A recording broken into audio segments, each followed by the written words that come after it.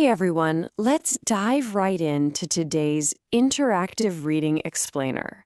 We're going to act as study buddies today. I've been unpacking a classic Aesop's fable, The Swallow and the Other Birds.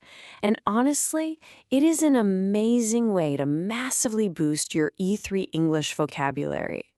We're going to read, learn, and even do some role-playing together to make sure these new words actually stick for both of us. Here is our game plan for today. We've got the swallow's early warning, our first vocab and role play, the inevitable net trap, our second vocab and role play, the golden sentence, and finally, a role play challenge to wrap it all up. All right, part 1, the swallow's early warning. So picture this, we're out in the fields. A farmer is scattering these tiny seeds all across the dirt, and perched high up above, just watching him, is an incredibly perceptive swallow. She gathers the other birds around and gives them this warning. You see, she doesn't just see a tiny little seed, she sees future danger. She's literally begging them to pick up the seeds before they grow into hemp plants that the farmer will use to trap them.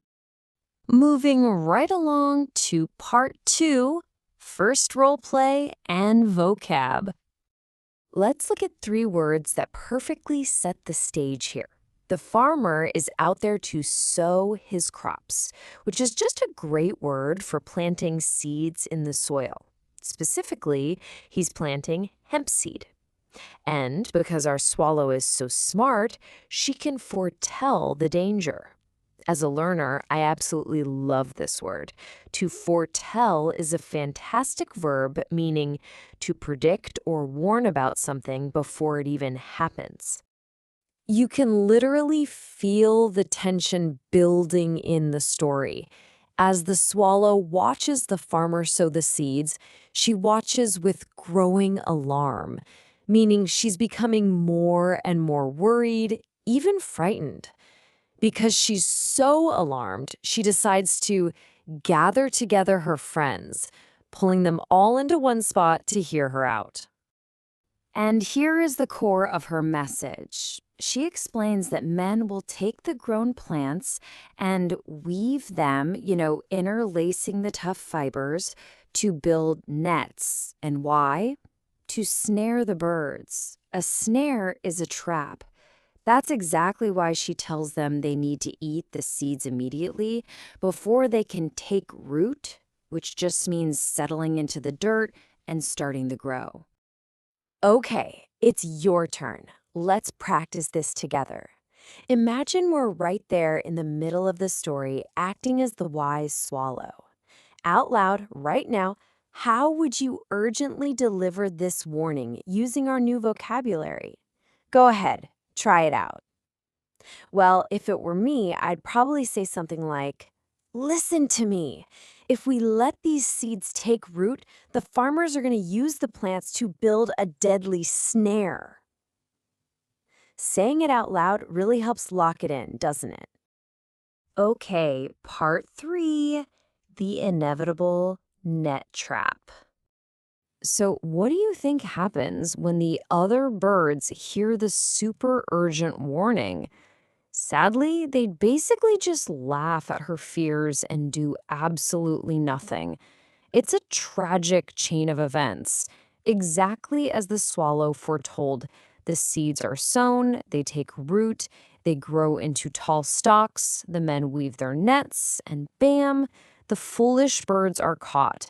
It's an entire disaster that could have been completely avoided. It is such a stark contrast between these two approaches. On one hand, we have the swallow. She actually took proactive action, moved her nest to human towns where nets aren't used, and survived.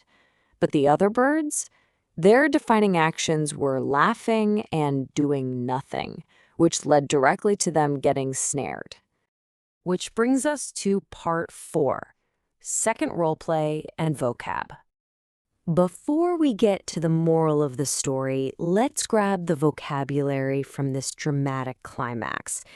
The crucial point is that in time, meaning eventually, as the days passed, the danger became real. The seeds sprang up.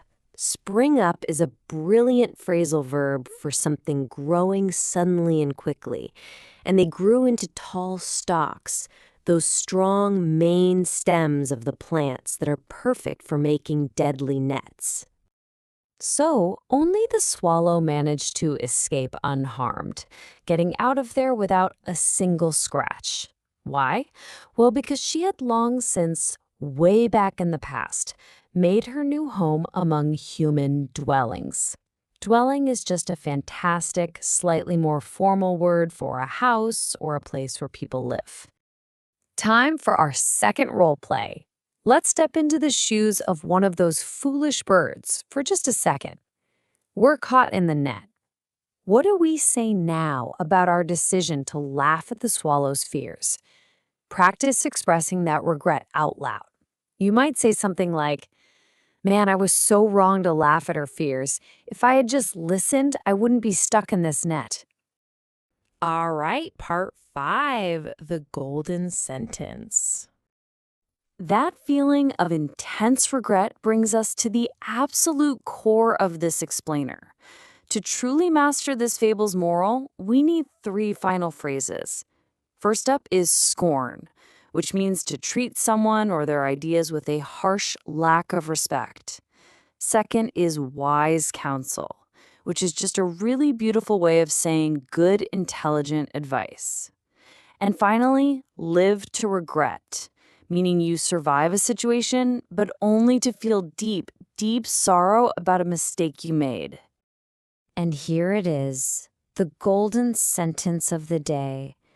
Those who scorn wise counsel often live to regret it. This perfectly, beautifully captures the tragic fate of those other birds. They disrespected good advice, and their punishment was feeling the ultimate regret when the snare closed around them. Part 6, our final role-play challenge. To wrap up our study session, let's do one final interactive challenge to really lock in all this E3 English we've been practicing. Out loud right now, how would you explain the life lesson of this story to a friend using the words scorn, wise counsel, and snare? You could tell them, hey, if you scorn the wise counsel of your friends, you just might walk right into a snare. We really need to celebrate for a second here. By acting as study buddies and breaking this fable down together, we didn't just passively read. We mastered 19 advanced vocabulary terms, we actively spoke English through 3 different role plays, and we memorized a powerful golden sentence that you can use in your everyday speaking. That is a huge win. I want to leave you with one final thought to chew on. Keep that golden sentence in your mind this week. Ask yourself, the next time someone offers you a warning, the next time you receive some wise counsel, are you going to listen like the swallow, or are you going to end up in a snare? Think about it. Thanks so much for learning with me today, and I'll catch you in the next explainer.